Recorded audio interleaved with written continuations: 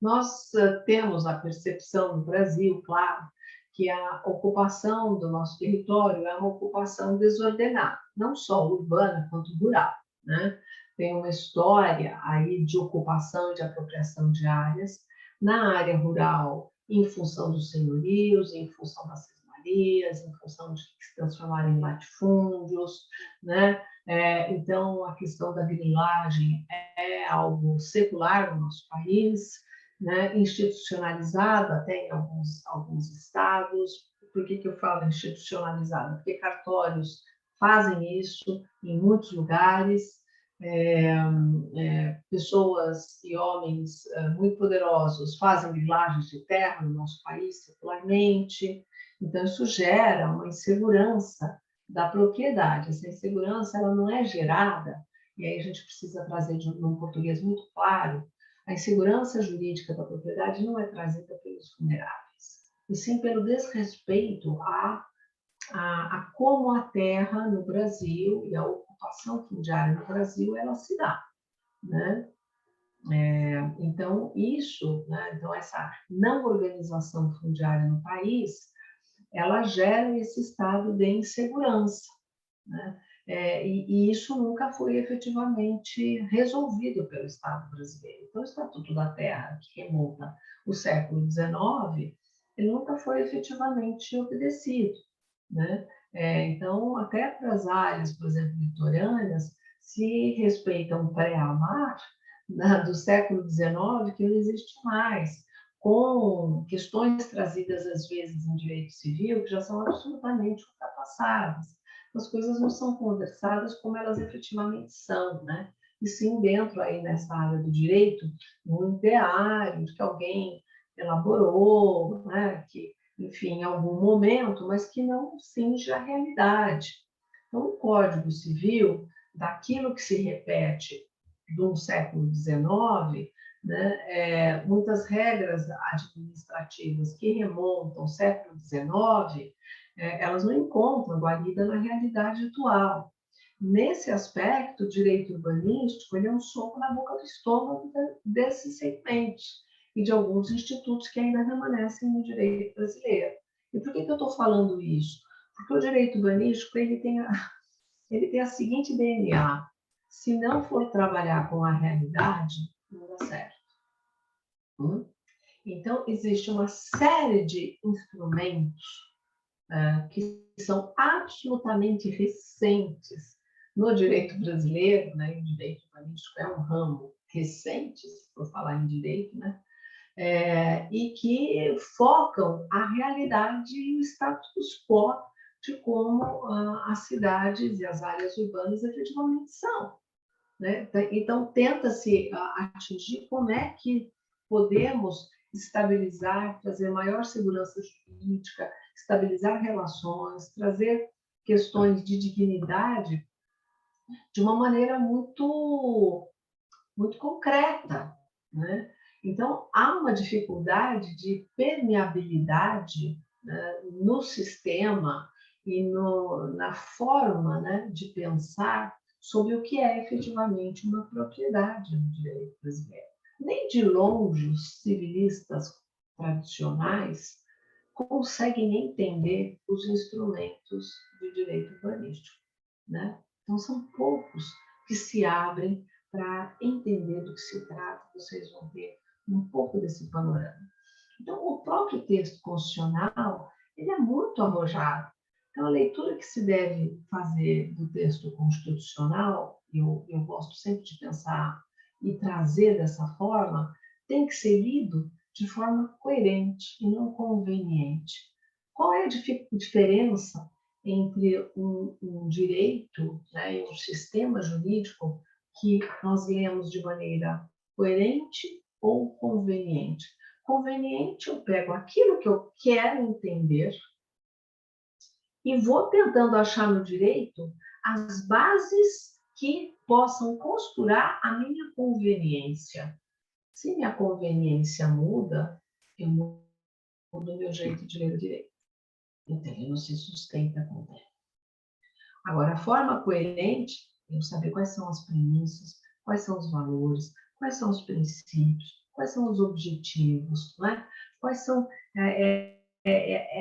esse arcabouço, como a gente estava trazendo na semana passada, de regime jurídico, e a partir dele tentar entender o que esse sistema está trazendo, né, para esse repertório que eu tenho já uma fórmula básica, e como é que eu resolvo esses casos práticos, né?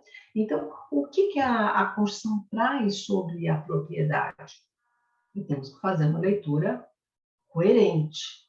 E essa leitura coerente, ela não traz separada a propriedade da sua função social.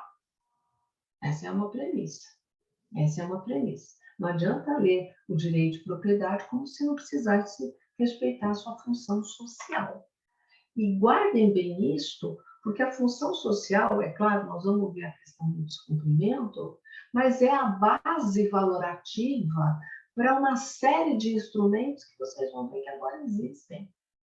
E que, assim, já digo tranquilamente, que boa parte dos nossos colegas do direito não tem noção que existem, e a hora que tiverem contato com esses instrumentos novos, vão falar, mas isso é um absurdo, né? E etc, e etc.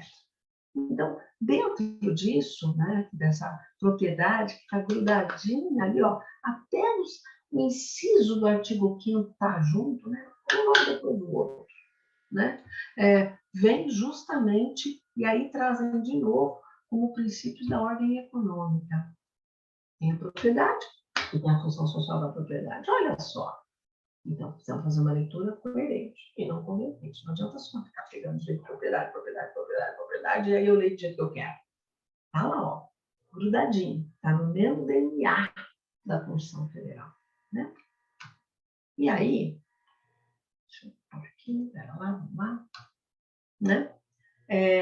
Dentro dessa colagem valorativa que a propriedade privada tem que ter no país, vamos repetir que tem a função social da cidade, né?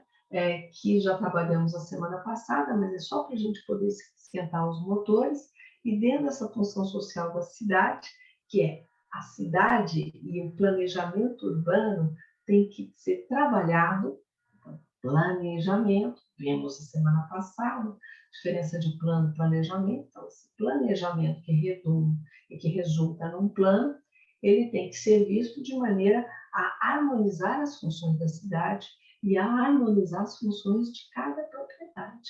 Né? Então, isso tem que estar ali, né, harmonicamente trabalhado. Dá um trabalhão mesmo, é claro que dá trabalho.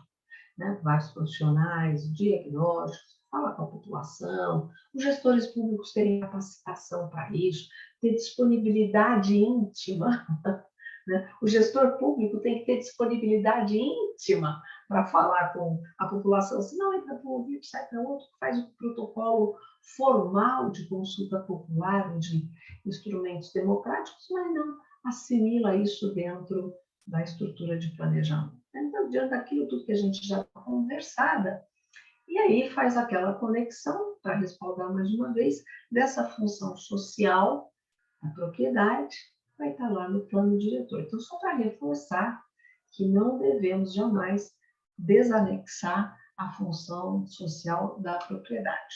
E aí, todo o arcabouço de descumprimento vai sendo estruturado do texto constitucional, já que tem. Pensem no seguinte, já que a propriedade privada está garantida no texto constitucional, então já sabemos que isto é um princípio, né, constitucional.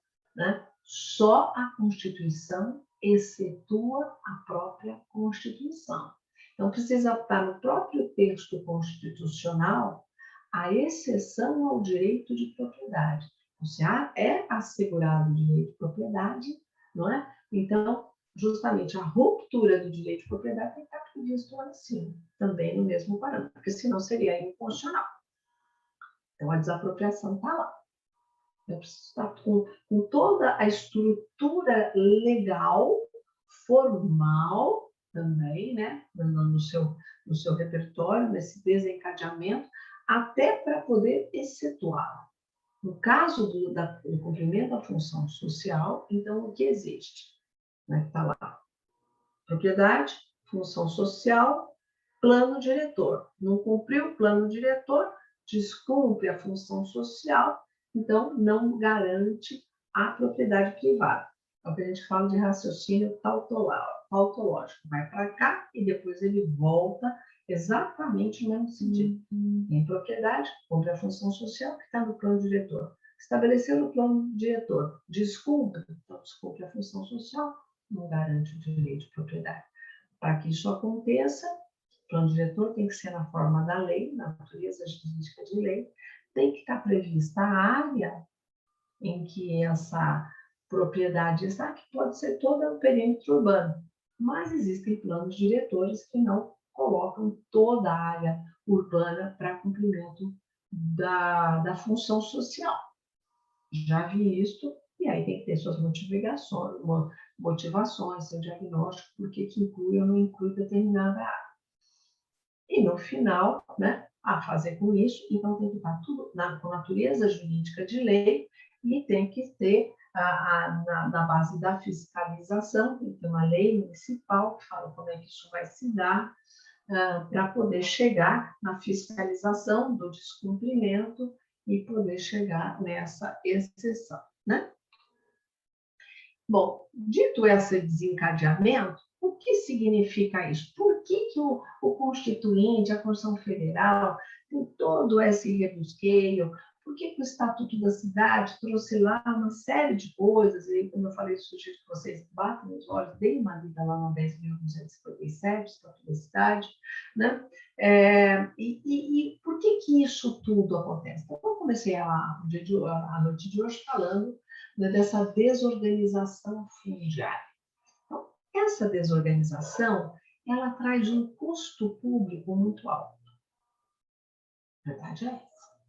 Então, as nossas cidades são desorganizadas, são precárias, são degradadas, e também temos aí sintomas de violência muito sérios nas áreas urbanas, né? Então, isso tudo traz um custo financeiro mesmo, público muito alto, para não dizer dos custos privados muito altos. As pessoas gastam muito mais do que precisam para viver onde estão.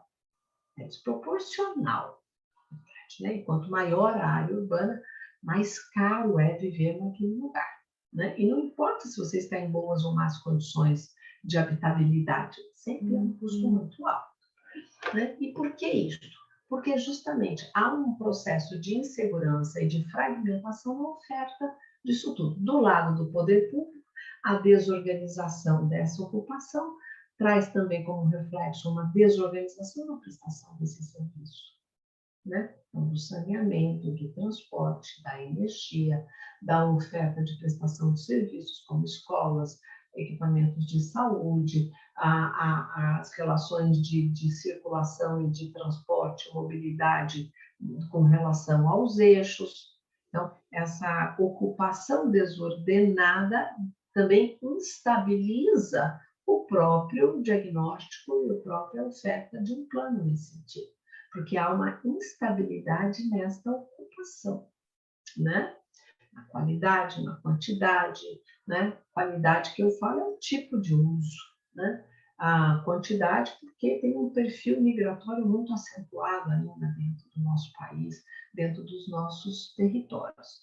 Então, quando se encontram áreas urbanas, pensem nisso, áreas urbanas, que estão com toda essa oferta consolidada, a gente fala uma área urbana consolidada. O que é esse consolidado? É o consolidado com a oferta, né, da cidade para essa população que está ali. Então, você tem o asfaltamento, o passeio público, o saneamento, que é a oferta, o saneamento é o global, né? Não vamos pensar só isso. Saneamento são vários serviços públicos, mas é a oferta da água tratada, a coleta dessa água servida em tratamento, destinação final, a coleta de resíduos sólidos, né? A varrição e limpeza das vias públicas, a oferta de energia com uma estabilidade energética, que não queime equipamentos e coisa e tal, que tem uma estabilidade, né? Então, eu tenho oferta hídrica, eu tenho saneamento, eu tenho esgoto, tenho resíduos, tenho energia, tem oferta de transportes públicos, existe uma oferta de flora, né? de árvores, porque isso dá equilíbrio térmico, né? Eu tenho áreas de permeabilidade. Permeabilidade do solo faz com que seja alimentado o lençol freático. Eu equilibro também a questão das enchentes, áreas que são muito impermeáveis, o que acaba acontecendo quando vem chuvas, as nossas chuvas de verão, sudeste, coisa e tal, aí essa chuva ela escoa por um longo espaço de território, a hora que encontra um buraquinho, a hora que encontra uma terrinha que vai com tudo, em geral não consegue drenar, vai todo o processo de alagamento. Né? Então, as áreas permeáveis, elas são bem-vindas. Então, tem praças, parques, jardins, áreas verdes, não é só o lazer, é equilíbrio térmico, que faz com que haja aeração, para que haja efetivamente uma questão, não é como que fala? Da vaporização dessa água, possa haver alimentação de lençóis freáticos e também da drenagem urbana, que é tão importante. Então, veja, né, como essas coisas acontecem. Então, essa área urbana, ela é cara. Falando tudo isso para dizer que ela é muito cara. Né? Quando ela está completinha, né? Então, eu tenho farol, farol, sinaleira, enfim, as vias pintadas, né? Faixa de pedestre, ponto de ônibus com cobertura, posto policial, UBS, a creche, uma escola, áreas de trabalho, tudo está então organizadinho, né? A cidade como ela deve ser, é muito caro. Esse metro quadrado é mais caro. Quanto mais requintado esses equipamentos públicos, mais caro vai ficando.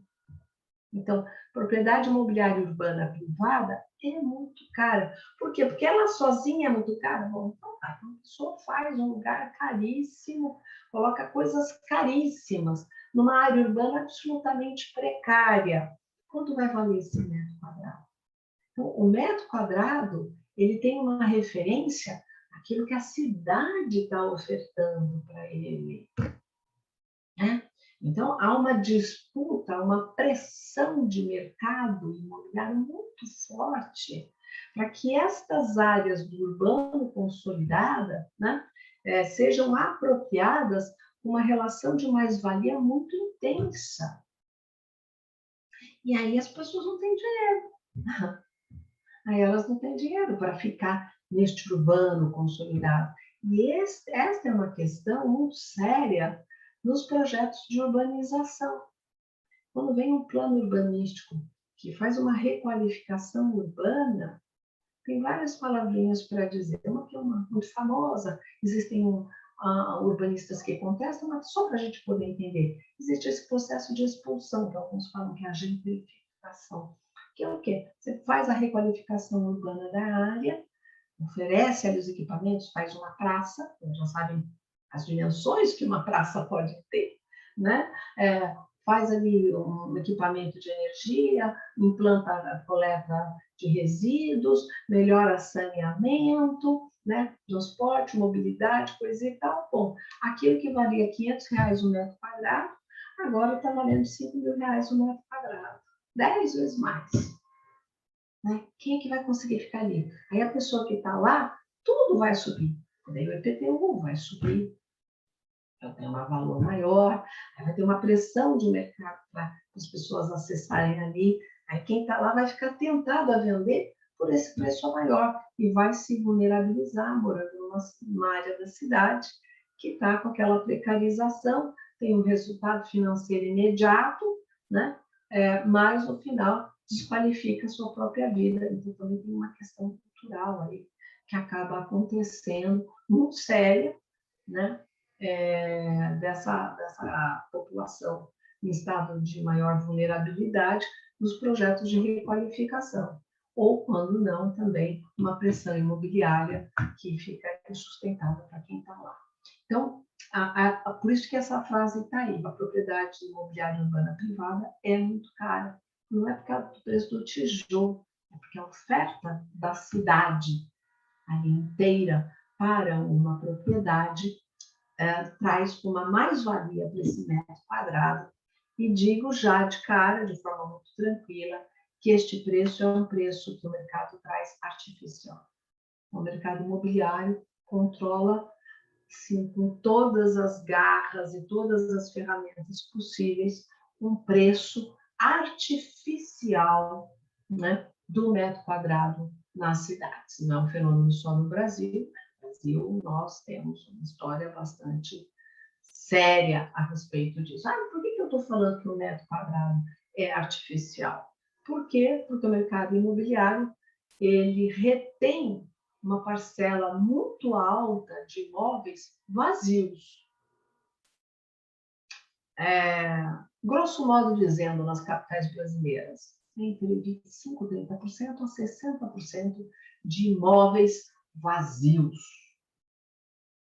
Eles deixam lá fechadinho, né, para que eles possam reter este valor especulativo. Então, a legislação urbanística ela traz um combate à retenção especulativa do imóvel ocioso, então não parcelado, não edificado, não ocupado, que essencialmente é aquilo que está na Constituição Federal, no artigo 182, que é o descumprimento é por não parcelamento, não edificação e não uso da propriedade privada. E é ali que o plano diretor vai ficar empurrando para que os proprietários imobiliários, na verdade, coloquem esses imóveis para circular. No nosso país, você pode ser proprietário de um imóvel, nenhum, 100 mil imóveis, né? Não importa quantos, mas coloque para circular. Né? Então, o valor, né, do direito urbanístico com relação à propriedade privada imóvel urbana é esse. Coloque para disponibilizar. Mas eu não estou conseguindo alugar, não estou conseguindo vender. Baixe o preço, você consegue. Né? Um tanto essa a história desse combate que se está tentando trazer. Né?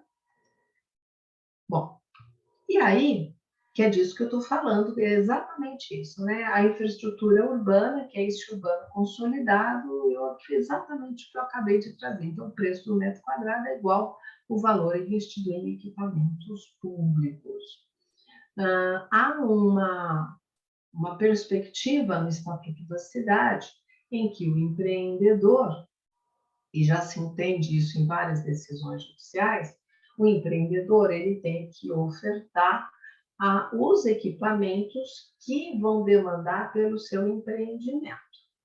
Então, significa dizer que você vai ter lá a instalação de 4 edifícios residenciais no bairro X, etc.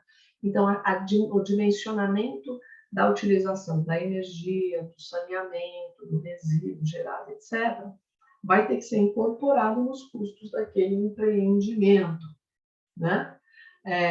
Mas só os órgãos de controle é que ficam um pouco em cima. Muito difícil a prefeitura que efetivamente enfrenta esse segmento e fala, olha, não está aqui com o dimensionamento adequado, vocês vão ter que incorporar, vai ficar muito caro, baixa seu lucro, meu querido, baixa seu lucro, porque não é a cidade que tem que pagar, né, o seu, e absorver o seu custo, né? Então, o ônus a gente compartilha e o bônus eu retenho para mim, né? Então, é importante mostrar que dentro, além das diretrizes do Estatuto das Cidades, tem essas diretrizes e as legislações de plano diretor também têm essas diretrizes, porque precisa. Na hora do vamos ver, é importante ficar em cima ali da autoridade municipal, do prefeito, secretário municipal, né, desenvolvimento urbano, de obras e tal, para ver se está efetivamente isso não é contrapartida. Isso é absorção dos custos que os empreendimentos vão gerar. Não está certo, não é legítimo, não é legal, né? Não inclusive, principiologicamente falando, repartição dos ônus e benefícios, né, que nós comentamos, que a cidade tenha que absorver o custo do empreendimento privado, né? Seguinte, né? Então, as situações críticas, áreas urbanas consolidadas, centrais, com infraestrutura ofertada e ocupada pela população de baixa renda. Esse é um nó muito específico. Então, nós temos nas cidades médias e grandes brasileiras, somente as grandes e muito grandes, né? Áreas urbanas centrais que têm ocupação de serviços, muitas vezes de serviços públicos, né, do setor primário, e que à noite ficam muito vazias, né? E, portanto, com alguma relação de degradação. Então, é o que a gente assiste na maior parte, não só das capitais, mas das cidades grandes brasileiras. Então, qual é a vontade, ou daqueles que trabalham com urbanismo, com direito urbanístico, com direito à cidade, focam? Que tem muitos imóveis ociosos e vazios nos centros das cidades. Então, há uma perspectiva importante em pensar que esses imóveis, às vezes prédios inteiros, e que não são só privados, muitas vezes prédios públicos, inteiramente vazios, né, o tempo inteiro, que pudessem ser ocupados por programas habitacionais para a população de baixa renda, né, de maneira aquilo que eu falei no encontro passado, né, que a cidade não precisasse ter o dobro desse seu tamanho, e que ela pudesse ser otimizada no seu uso daquela área que é muito usada durante o dia, também pudesse ser utilizada durante a noite, porque fica ali com uma subutilização da sua infraestrutura, de saneamento, energia, coisa e tal, coletas. Então, há uma vontade, né, por aqueles que fazem os projetos habitacionais de moradia, que esses prédios sejam ocupados para isso.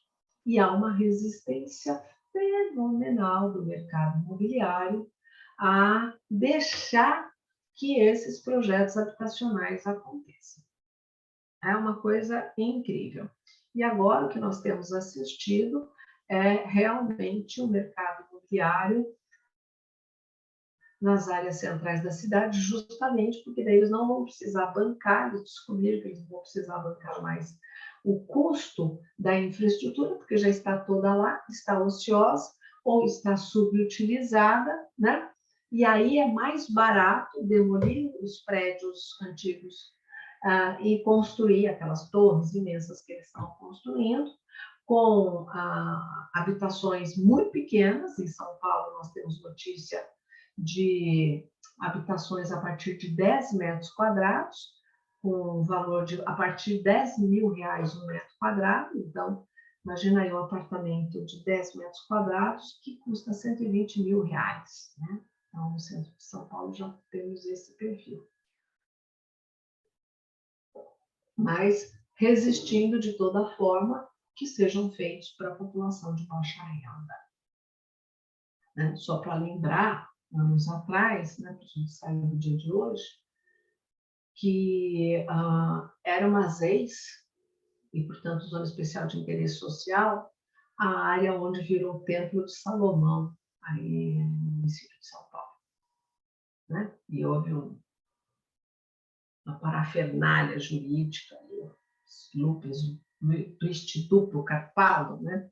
E acabou saindo esse Templo de Salomão, que na oportunidade, presidente da República, governador do estado, prefeito da cidade, estavam na inauguração desse templo. Eu não entendi absolutamente nada que essas autoridades estavam fazendo lá, diante daquele descalabro que foi desestruturar o projeto de ZEIS, que ia acontecer no centro da cidade de São Paulo, que se instalou ali um equipamento religioso, que é um segmento da sociedade muito específico e, querendo ou não, privado. É privado, né? Então, independente de gostar, não gostar, não estou entrando no mérito religioso de nada, nem de ninguém, né? mas para vocês verem a ferocidade com que se encaminham essas coisas. Então, já ouvi de gente do segmento imobiliário falar, nossa, mas nós vamos desperdiçar uma área dessa com moradia social. Essa é a expressão, desperdício. Por quê? Porque o valor do metro quadrado pode chegar, não sei quanto, 10 mil, como eu falei, imagina, 120 mil reais, o que se diz de um apartamento com 10 metros quadrados. Né? Então, veja que valor é esse que nós estamos cultuando no sentido imobiliário. Então, temos estrutura e o problema não é lei, como eu disse, aula passada. E aí, então, vamos pensar, né? A regularização fundiária é para quem? Então, o que nós temos? Nós temos segmentos muito abastados, fazendo ocupações ilegais, e nós temos uma população vulnerável economicamente, socialmente, né? Que fica pelas áreas urbanas, se instalando onde consegue, que é onde eles conseguem estar por um certo tempo, são as ocupações, e que precisam da tutela do poder público para programas específicos. Mas as coisas são tão escabrosas que a população não vulnerável, né, também fez ocupações ilegais e irregulares nas áreas urbanas. Vamos pensar os mananciais de São Paulo, é um tratado de sociologia, aquele lugar aí, né? Você tem na parte baixa as ocupações da população vulnerável, se você olhar na parte de cima dos morros, as mansões, os lugares incríveis, acabando com os topos de morro nos mananciais. Então, não adianta jogar essa conta, né, só para quem não tem dinheiro. Essa conta é uma conta social e de omissão clássica do poder público. Né? Então, para isso, nós temos que pensar na regularização fundiária para quem? O Estatuto da Cidade traz ali o tempo inteiro a expressão regularização fundiária. E se formos pensar na expressão regularização fundiária no sentido amplo senso, né, é trazer a legalização da ocupação territorial. De uma forma muito sintética e amplo senso, trazer uma regularidade, uma legalização, né, por aquelas pessoas que ocupam os territórios. No nosso caso, estamos focando no urbano. Né? E já comentamos, então, que independe do status quo econômico para dizer que aquilo é ilegal. Bom, então, já falamos aí da aquisição, é uma aquisição de altíssimo custo, e essa aquisição, ela não é só desse metro quadrado, né, gente? Vamos pensar sinceramente. Não é só a negociação entre particulares ali na venda, compro a casa, compro o apartamento, compro o terreno e tal. Além deste valor ser um valor muito caro para boa parte da população brasileira, existe todos os custos da regularização disso. Vamos pensar que, por acaso, né, essa compra e venda esteja sendo feita de um imóvel, terreno, casa, apartamento, não interessa, que esteja ali com a sua matrícula, com a sua escritura, tudo absolutamente correto, porque não é uma praxe no nosso país, vocês bem sabem disso. Aí vamos levar, né, a essa transmissão de propriedade para o cartório. Os custos são exorbitantes. Então, qual é a praxe que existe no país, né? Que vocês sabem muito bem disso e devem, às vezes, até conhecer casos na família, amigos, etc., que compra, faz o tal do contrato de gaveta, mas não leva registro no cartório, porque justamente, é muito caro. E aí a pessoa morre, vai ficar para os filhos, que, então, já que o pai, a mãe morreu, o avô, mas não passou porque é caro na escritura, e assim vai passando de geração em geração, você vai ver a escritura está lá na década de 30, de 10, de não sei quantas décadas atrás. Então, com o agigantamento das cidades, e aí já falamos que na década de 60 o Brasil se torna urbano, nós somos um país hiperurbanizado, dá-se conta de que 84% da população do Brasil vive em cidades. No estado de São Paulo pode chegar a 92%, 94% das pessoas morando em cidades. Nós temos nas cidades absolutamente infladas, e além de ter toda aquela história do custo, né, público de manutenção do urbano consolidado, com a mais-valia que torna o metro quadrado caro, nós temos um agravante nessa história toda, que é o custo dessa regularização, que é o que estabeleceria essa segurança jurídica, né, de propriedade, de posse. Né? Então, nós temos mais um fator que agrava estas situações.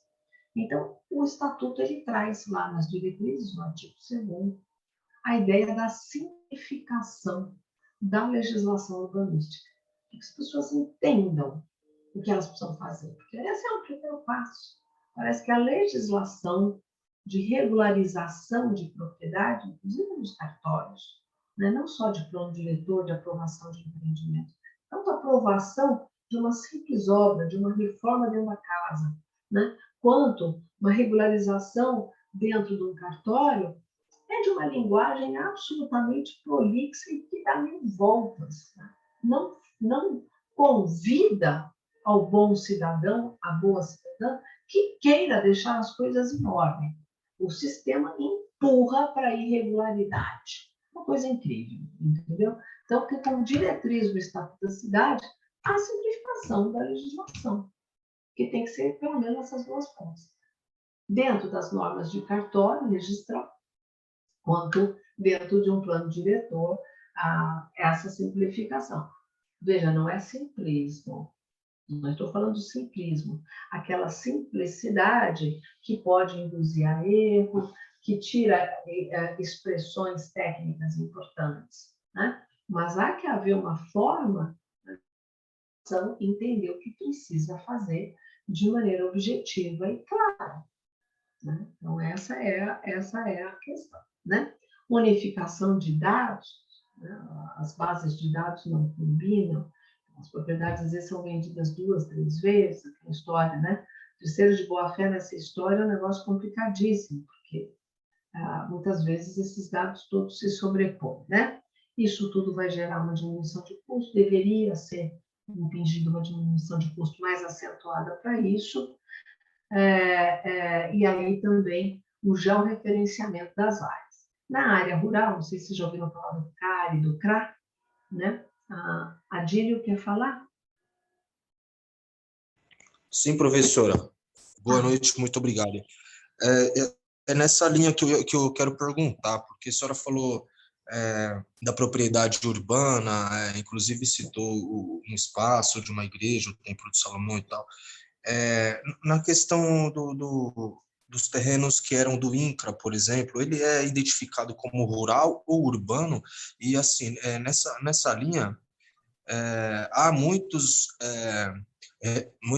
registros de doação de espaços de terra, por exemplo, do INCRA para associações, do INCRA para igrejas e tal, e posteriormente essas associações, bem como as igrejas, eventualmente beneficiárias dessas doações, elas vendem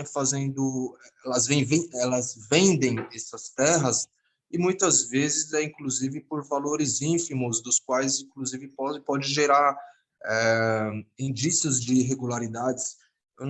Eu gostaria que a senhora comentasse um pouco, se possível. Muito obrigado. Bom, vendas de terras públicas de maneira irregular é uma praxe, né? E eu acho que faz parte disso que eu estou comentando, como uma cultura nacional muito complicada, porque os nossos homens públicos também foram sendo, ao longo da história, grandes proprietários de áreas, né? Urbanas, agora urbanas, mais recentemente, nas últimas décadas, mais rurais. Então, essas negociações entre esses gestores, então, de igrejas também, institutos e associações que tinham, às vezes, negócios com o Estado, fica uma coisa de acordo de, como se chamava antigamente, de cavalheiros, sem pensar na perspectiva dessa relação de legalidade. Né? Então, nós temos um histórico num país de que a propriedade imóvel privada né? A hora que chega para o proprietário privado, né? Você vai fazer o histórico dominial dessa propriedade, muitas vezes é de um caminho absolutamente tortuoso. Enfim, não existe um alinhamento único. Alguns casos são complexos demais, inclusive precisaria fazer, para dizer uma palavrinha básica, mas não precisa ser essa, um TAC entre todos os atores envolvidos a se estabelecer e se entender como é que vai se dar esse tipo de transmissão. Existem ocupações que estão sendo simplesmente toleradas e que se não conseguem voltar atrás, então fica uma relação de fato consumado, né? Existem negociatas, então algumas coisas são de boa fé, algumas situações são de má fé.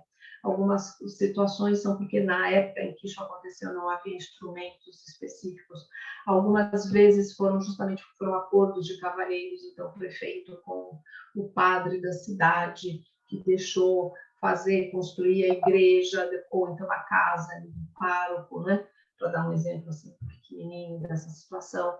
Então, nós temos histórias de todos os tipos aqui no nosso país, né? E isso traz uma relação de insegurança jurídica permanente. Então, agora, qual é a questão que fica muito séria para nós que estamos aqui focando no direito urbanístico e vamos chegar agora na 13465? Nós temos esse histórico de ocupações suportadas de maneira ilegal, né? Com vários graus de ilegalidade. Então, às vezes é só uma questão específica, às vezes é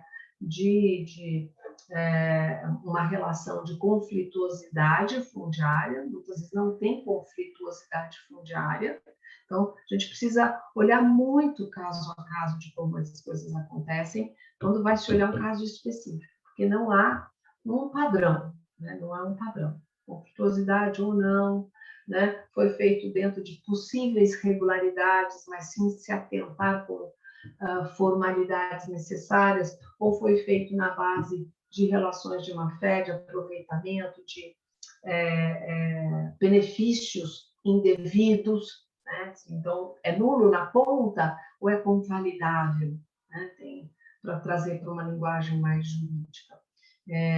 E as questões com a igreja, principalmente a católica, no sentido histórico, é um volume de questões muito grande que tem, né? Pela fala da Igreja Católica, que vindo desde lá, 500 anos atrás e tal, e mais recentemente outras religiões.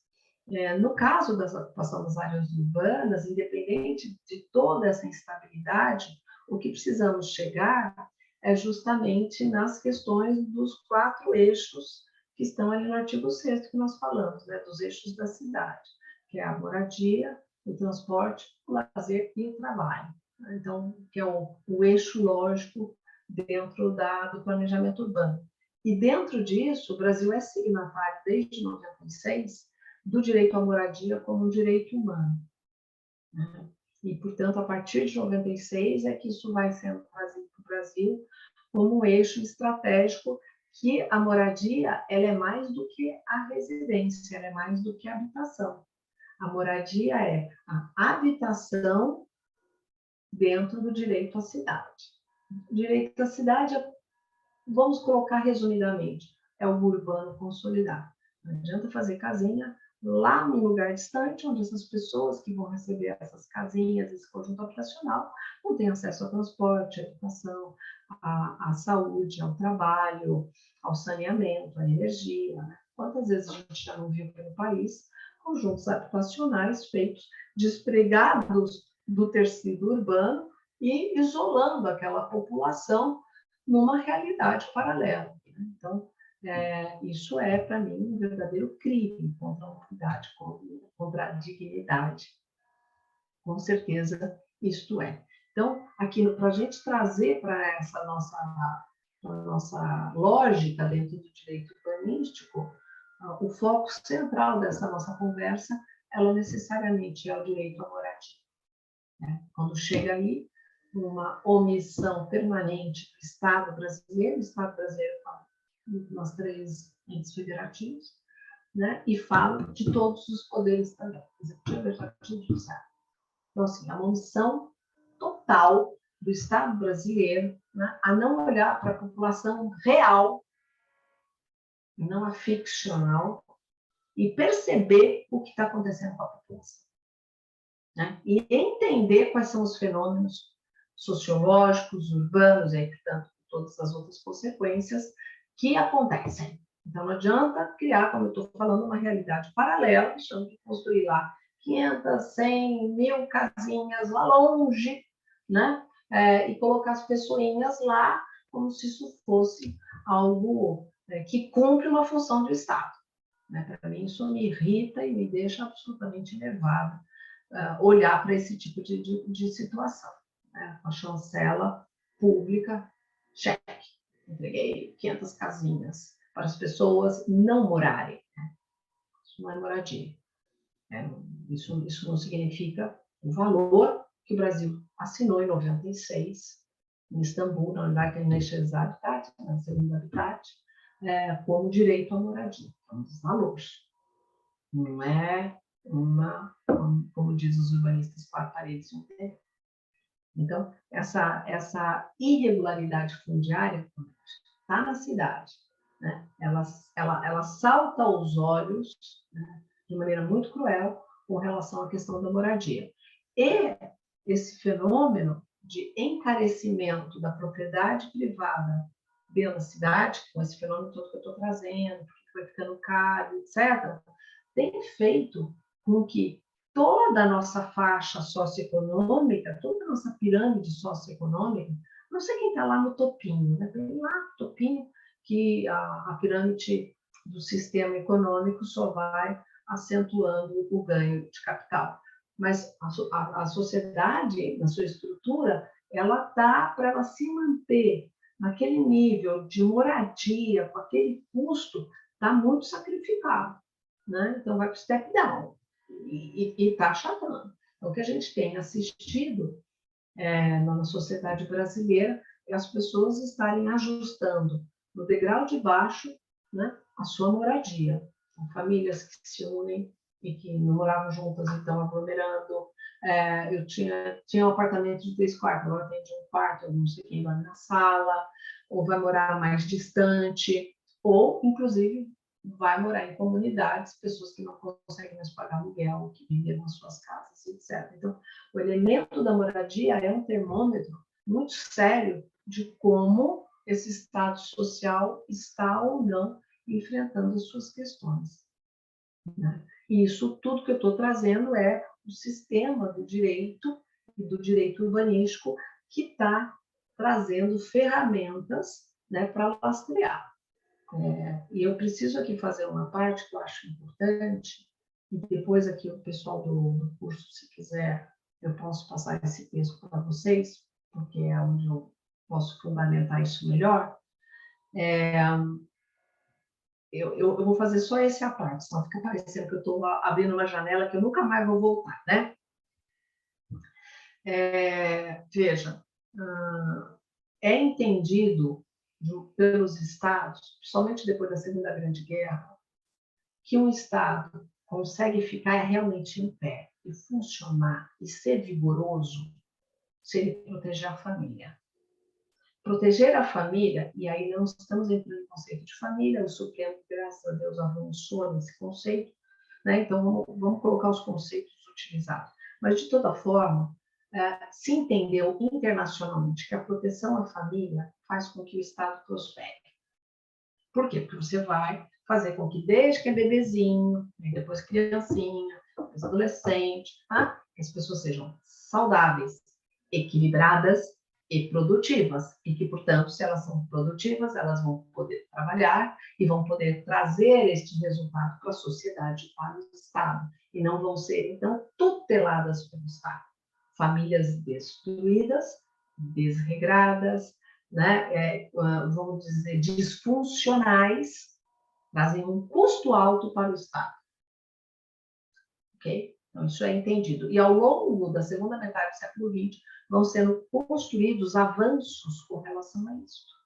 E um dos lastros de família é a relação da moradia. Essa família precisa estar num lugar para assegurar o seu relaxamento, a confirmação dos seus valores, não é? O acolhimento, é o microcósmico, né? Ali microcosmo, o sistema para fazer com que, inclusive, possam acordar no dia seguinte, na hora certa, e irem trabalhar, irem produzir, irem pensar. Então, veja que tem políticas de Estado estratégicas que devem funcionar para isso.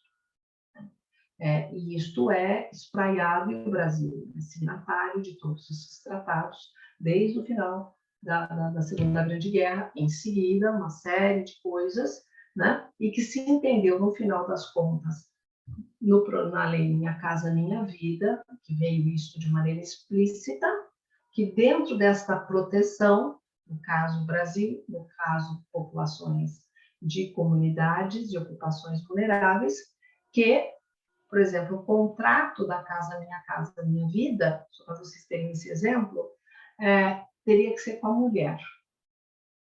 A exceção de estar com o homem é se ele tivesse o pátrio poder dos filhos. Por que isso? Porque o lastro não é da mulher, o lastro é da família.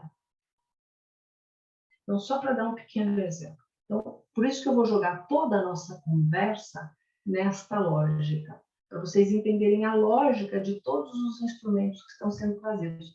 A lógica desse sistema urbanístico não é objetivamente qual é o que está lá no fundo, né? Qual é a finalidade, a teleologia desse sistema. Não é o sistema econômico. É que o sistema econômico é necessário para que se chegue nessa relação final, que é um Estado social e uma população com equilíbrios. É fundamental isso, porque nós vamos ver aqui uma série de instrumentos que vão ser questionados, eu sei que são, e que daí vão fazer sentido para vocês. Vamos falar um pouco da 13465. Então, tá lá. Eu só vou trazer uns trechos da lei, gente, que não dá para trazer muito, não. Ficam instituídos no território nacional normas gerais e procedimentos aplicáveis à regularização fundiária urbana, REURB, que é o nome que se dá, então, a qual abrange medidas jurídicas, urbanísticas, ambientais e sociais, então, de sustentabilidade, né? Então, são eixos de sustentabilidade, destinadas à incorporação de núcleos urbanos informais ao ordenamento territorial urbano e à titulação de seus ocupantes, que é essa lógica que eu trouxe de maneira objetiva. É a lógica da cidade legal com a cidade ilegal. Muito bem. Nesse artigo 9, então tem, parágrafo 1º, os poderes públicos formularão e desenvolverão no espaço urbano as políticas de suas competências de acordo com os princípios de sustentabilidade econômica, social, ambiental e ordenação territorial, buscando a ocupação do solo de maneira eficiente, combinando seu uso de maneira funcional. Então, aqui são os elementos valorativos, mas é muito importante, então, para que trazer que REURB e regularização fundiária não é a mera titulação. Não é uma questão essencialmente jurídica. O jurídico aqui, ele é instrumental. Então, não é titular, vai lá e dá o certificado de regularização fundiária, CRF. Agora comprou, doou, ou usucapiu.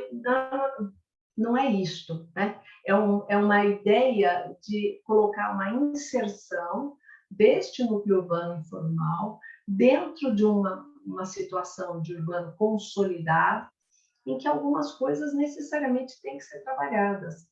Como é que é a relação ambiental? É uma área de desastre? É uma área de risco? Dá para fazer isso?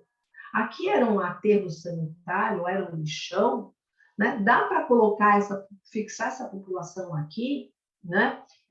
Como que são os riscos ambientais dessa área? É uma área muito alagável, né? Então, as questões sociais, qual é o perfil dessa população que está aqui? Ela consegue depois se sustentar como comunidade estando aqui? Precisa ser feito algum outro tipo de encaminhamento? Senão, é perpetuar o erro, é perpetuar essa vulnerabilidade. Então, a ideia da REURB é fazer com que esses núcleos que sejam regularizados, que passam pela REURB, eles se tornem, tanto quanto possível, autônomos enquanto comunidade. O que é autônomos? Que se tornem cidadãos. Que tem a sua energia, que tem o seu saneamento, né? Eu ouvi da população, não sei se eu comentei com vocês semana passada, eu estou ajudando a coordenar uma regularização fundiária de quase 40 mil pessoas. Maior que mais da metade das cidades brasileiras, né? Aí em São Paulo. Eu já ouvi dessa população que tudo que eles querem é pagar uma conta de água, pagar uma conta de luz, né? Claro, daqueles que estão ali envolvidos, e tem muitas lideranças envolvidas nesse processo lá com a gente, né? Mas que é isso? É a institucionalização e a legalização, porque essa conta de água, que é uma tarifa social, que vai ser garantida, etc., faz com que essas pessoas que estão ali naquela conta ou naquela casa também possam, né, cobrar dessa empresa, a concessionária, né, aquele fornecimento com qualidade. Também podem fazer com que nessa conta eles possam dar endereço na faculdade, no trabalho, na escola, não é? No posto de saúde, né? Porque eles têm um endereço também. Tem uma relação de empoderamento imenso quando essas coisas acontecem. Então, é muito mais do que uma relação jurídica, né? Isso é muito importante falar. Tá bom? Aqui, apesar de estar pequenininho, talvez aí para vocês, mas é só para mostrar que cada município precisa ter a sua lei de REURB, tá? Então, todo município que vai querer fazer REURB precisa ter a sua lei própria. Então, vai pegar 13465, é norma geral, norma maior, Estatuto da Cidade. A REURB está adequada a ela? Tá. Então, mas o Estado da Cidade tem ali as normas gerais, vai para a REURB, que é bem detalhada, vai ter lá todos os detalhamentos, o município para dizer, então, como é que faz essencialmente o quê? O seu procedimento. Na mais das vezes, conhecendo o seu território, sabendo que perfil de núcleos informais tem, ou como é que é essa dinâmica de ocupação, vai trazer ali, na verdade, o seu procedimento administrativo para a implementação da REURB. Às vezes, o próprio formulário, onde é que fica, qual é a secretaria, equipe capacitada para isso, como é o processo de fiscalização, quais são os tempos para isso, né? Quantos dias demora para cada coisa, o que vai ser exigido, porque precisa ter uma segurança jurídica nesse procedimento. Não se começa e não acaba nunca mais, né? Tem prefeituras do país, vou dar um exemplo, tenho pessoas amigas lá e tenho visto trabalhos incríveis, lá na prefeitura de Porto Alegre, que estão emitindo com grande frequência o certificado de regularização fundiária. Estão trabalhando ali de maneira muito ajustada com as equipes internas, a Procuradoria do Município, a equipe da Prefeitura, né, trabalhando lá nos núcleos e conseguindo fazer grandes avanços. Então, para dar um estudo de caso aí para vocês, né? Que é a Prefeitura de Porto Alegre, acho que está sendo uma coisa muito, muito bacana. Bom, aí que as duas formas de REURB que podem trazer alguma surpresa, mas por isso que eu fiz várias observações antes para vocês. São dois tipos, AS e AE. Qual é o critério? Quando não é S, vai ser E. É um critério negativo mesmo. Dentro da hermenêutica, a gente fala como critério negativo, eventualmente um critério residual. O S, então, está lá, é a social, aplicável aos núcleos urbanos informais, predominantemente por população de baixa renda, assim declarados em ato do Poder Executivo Municipal. E aí é para núcleo urbano informal que não sejam enquadrados como social. Tá certo? Então, diante do diagnóstico do seu território municipal, o município pode criar, não é, ali critérios um pouco mais claros e detalhados a respeito dessa diferença, mas é claro que Defensoria, Ministério Público, Tribunal de Contas, tem todo o direito e obrigação de ficar em cima para ver se não tem alguém ali da REURB que queira fazer os aproveitamentos da REURB-S. Por quê? Vejam aí, diferenças muito específicas com relação a um e outro, né? Na REURB-S, aí, matamos. Isenção de custas e emolumentos. Então, toda a fase ali, né, de registro, dentro de cartório, para que os beneficiários consigam tirar a sua primeira certificação, vai estar livre dessas custas. Na REURB-E, não há essa gratuidade, né? Na REURB-S, cabe ao poder público implementar a infraestrutura essencial, equipamentos comunitários e melhoria das moradias, né? Na REURB-E, não. Né? Então, tanto o Distrito Federal e o município definirão as responsabilidades quanto à implantação de infraestrutura. Então, o que nós precisamos entender? Não é o município que é o competente para exercer e executar a política urbana, então, é o município que vai ter essa legislação de como é que se implementa a REURB-S e a REURB-E, e dizer, no caso da REURB-E, quais são os critérios de sua legislação que vão ser exigidos, né, para que se possa fazer esse deferimento. Então, o que acontece? Então, vai ter um núcleo específico, sempre tem que ter a continuidade territorial, né, gente? Então, essa é uma lógica importante. Vamos pensar, tem uma comunidade aqui, tem uma outra comunidade aqui, e uma outra cidade aqui no meio, enfim, um outro espaço urbano consolidado. Para fazer a REURB, tem que estar com essa continuidade urbana. Então, para que seja declarado. Então, aqui é a 1, aqui vai ser a 2, ali vai ser a 3. Mas, na mesma continuidade urbana, podem ser fracionados em várias REURBs. Pode ser que seja estratégico fazer por partes, né? Então, tem uma estratégia também do território que pode ser bem interessante para poder viabilizar. Às vezes, por causa do domínio, é área pública, é área privada. Às vezes, pelo tempo de ocupação, tem uma comunidade que já está mais consolidada, mais organizada, às vezes tem até associação e etc. Então, já faz aquela, depois vai para uma próxima, né? Pode ser que tenham inserções, às vezes pode ter conflito fundiário em alguma delas, e aí vai precisar administrar de outra maneira, ou problemas ambientais, tá? Então, se está distante territorialmente, não pode ser a mesma REURB. Se está na mesma continuidade, não há nenhum problema em que hajam várias REURBs, uma na sequência da outra, etc. Tá? Só para falar isso. Bom, aqui é só uma fotinho, né, para a gente poder fazer reforço de linguagem de conjuntos habitacionais. E aí, eu, vou ser sincero, odeio ver isso. Isso aqui eu acho um horror, acho horrível, é o que a gente vê com frequência, né? Não gosto disso, e eu gosto sempre de falar assim, vamos ler a foto, né? E o que é ler a foto? Veja, parece que uma árvore ali perdida no meio ali da foto à esquerda, mas como é que você faz a identidade dessas casas, né? Como é que tem o mínimo espaço de lazer, um espaço de convivência, né? Como eu falei, um pouco de arborização, uma identidade mínima.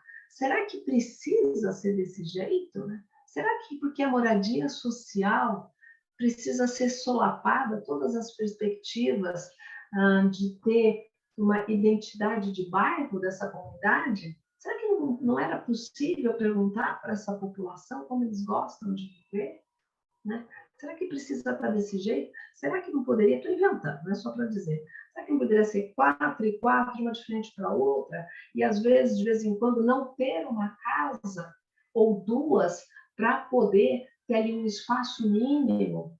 Um pode ser um playground, outro pode ser um campinho, outro pode ser um pomar, né?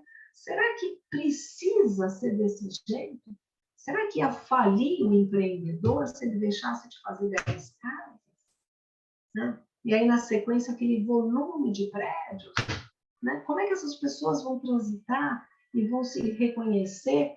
E as crianças que estão aí, como é que elas se identificam nas próprias casas? Sabe? Então, assim, me agride ver isso, né? porque tem um investimento, tem um território, dá para ver aí, tem umas plaquinhas solar, tem uma série de elementos positivos, né? Só não tem humanidade. São críticas que eu faço, sabe? Para esses lugares, sabe? É um pouco daquela arrogância permanente, né, do gestor ou do empreendedor, que quando vai fazer alguma coisa social, acha que sabe o que os outros querem e não pergunta nunca, sabe? A gente não sabe o que os outros querem. Tem que perguntar, né? Tem que perguntar. Mas, de qualquer forma, está na cara que isso aqui é um projeto social. Agora, esse aqui não. Né? Então, como é que a gente vai saber REURB e REURB-S? Né? Então, aqui nós temos toda uma vegetação, nós temos as quadras, né? Nós temos os espaçamentos, né? Então, só para ficar bem destacado, REURB e REURB-S, né? Então, nós temos as vias ali na frente, às vezes está até distante da área urbana, mas todo mundo tem carro, né? Então, você tem uma outra situação. Então, nós temos, sim, loteamentos irregulares, clandestinos, da população de média e alta renda também que acontecem. Né? Então, para dizer desses núcleos urbanos informais, grosso modo dizendo, é que não é essa a ideia de usar essa linguagem, né, para descriminalizar a ocupação de território pela população de baixa renda, essa é a ideia, mas aí também há um aproveitamento da expressão núcleo informal também para aquela né, classe média e classe alta, quando também fazem mau uso da legislação. Né? Então, houve um aproveitamento dessa expressão. Né? E aí, quem é que são as pessoas que podem pedir REURB? Então, aqui na legislação tem essa explicação. Na verdade, União, Estados, município, Distrito Federal, né? Além também das suas entidades, os beneficiários individuais ou coletivamente considerados, né? Corporativas, associações de moradores, é bem amplo. Os proprietários dos imóveis ou terrenos, loteadores ou incorporadores, né? E aí estamos falando essencialmente nesse inciso terceiro aí de REURB, né? 4, a defensoria pública, em nome de beneficiários insuficientes e também Ministério Público. Veja como é ampla a possibilidade né, da requisição de REURB. Né? Existe uma situação que é muito assim, os municípios acham que eles mesmos têm que ficar deflagrando REURB. Esta em que estou atuando, assinou a associação, que trabalha ali junto com os moradores, e a Defensoria Pública. Foram quem requereram a REURB desta área, que foi declarada REURB-S, há um ano e meio atrás, mais ou menos, e, portanto, aí segue em frente de como as coisas estão. Né?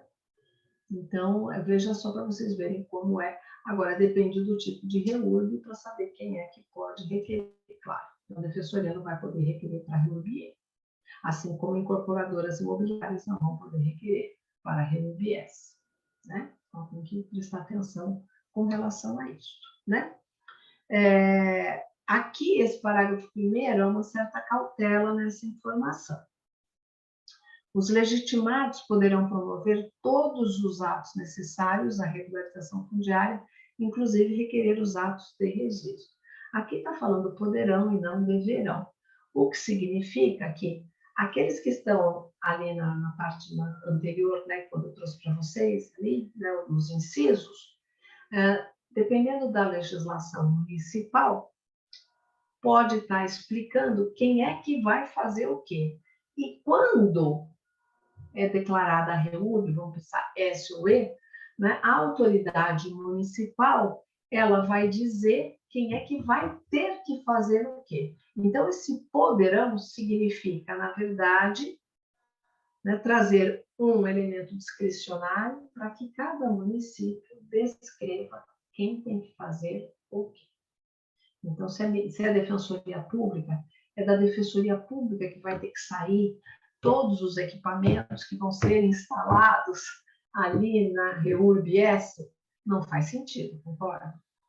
Então, você está fazendo, pedindo uma a REURB-S numa comunidade, né? Vai lá, verifica, a prefeitura analisa, vê que sim, conversa com a defensoria, então vamos declarar, vamos fazer. Não é a defensoria pública que tem que ter orçamento para implementar a energia, o saneamento, né?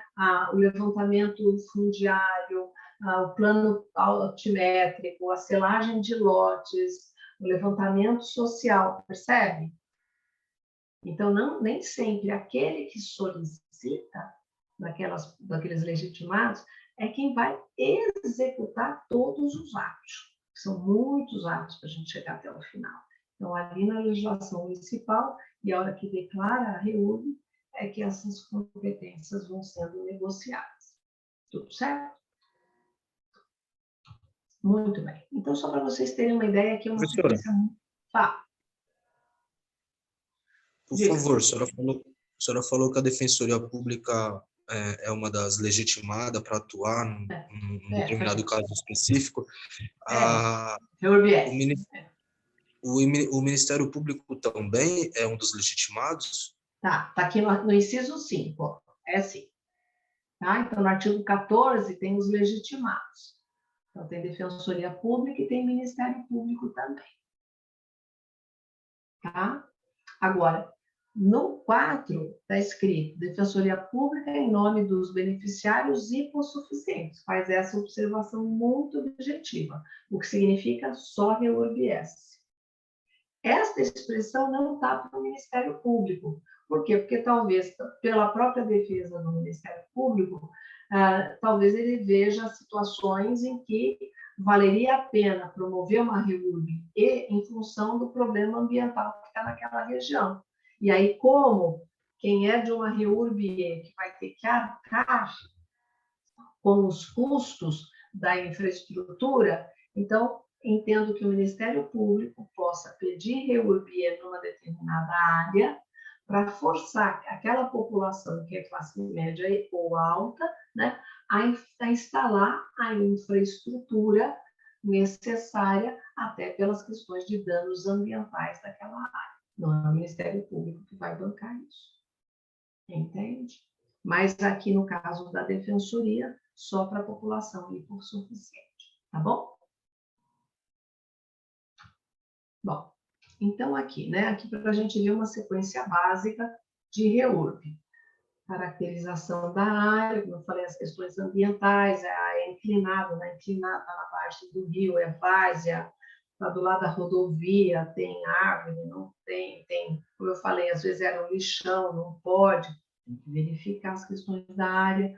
Selagem de lote, então o que é? É pegar no cartório o que tem sobre essa área, né? Independente do que vai ser depois, mas qual é a descrição desse perímetro? É uma propriedade, duas, é três, é pública, é privada, né? Como é que está? Por quê? Porque vai fazer a selagem dessa área, vai colocar como um mosaico, todas as que tem, para dizer, então, vai ser este o perímetro. Tem que ter um momento de declaração com anexação do mapa, dizendo, então, é exatamente este o perímetro. Não é mais, vai ser este o perímetro desta regularização fundiária, né? É a selagem. Aí fazer todos esses planejamentos, cadastramento social, e aí é uma coisa complicada. Quando começa a se anunciar que vai ter regularização, vai ter uma REURB no lugar, a possibilidade de fazer uma operação social ela é séria. Acho que foi em Santos, um dos municípios da Baixada Santista, fizeram um erro estratégico. Acho que foi o prefeito, o secretário municipal, anunciou na televisão que ia fazer REURB na área X. O que aconteceu?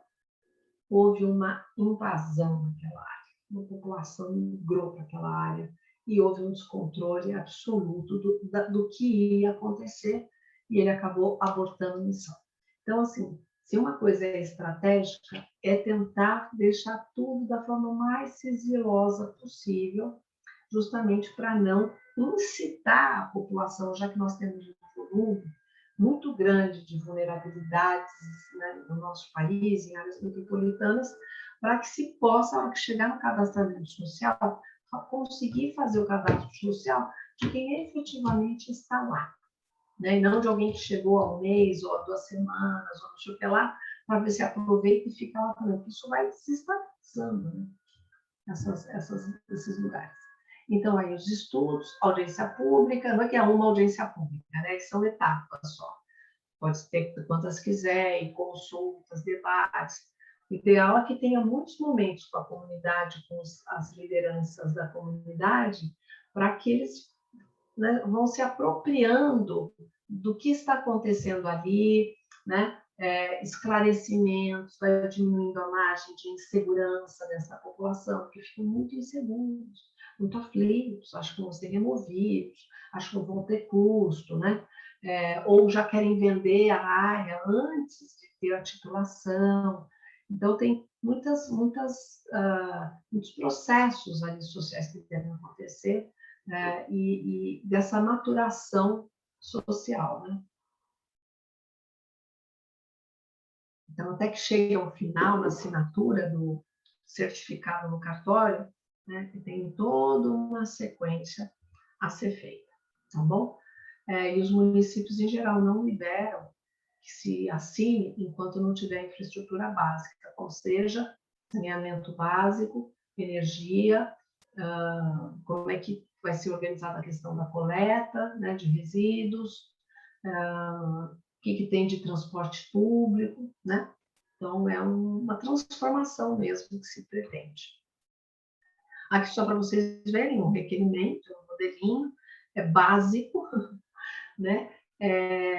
Se esse, só para ver, mas como é que faz, né? Às vezes, aí está escrito requerer REOB, mas poderia ser essa. Então, vai na defensoria, faz um requerimento, coloca o local do bairro, não sei o que lá, coloca todo, pega no Google Maps, faz uma divisão, pega todas as informações que tem, no caso de São Paulo, GeoSampa, baixa um IBGE para aquela região, coloca tudo que conseguir, monta e solta lá na prefeitura. É claro que para chegar nessa fase da prefeitura, para ter uma chance de sucesso, é importante saber lá na prefeitura, ir lá conversar, como é que estão esses procedimentos, como é que estão as perspectivas e tal, para que efetivamente possa ter um bom sucesso. Se for REURBE, então aí já vão ter que estar anexadas, né, a titulação, muitas vezes a história e tudo que tiver daquela ocupação, né?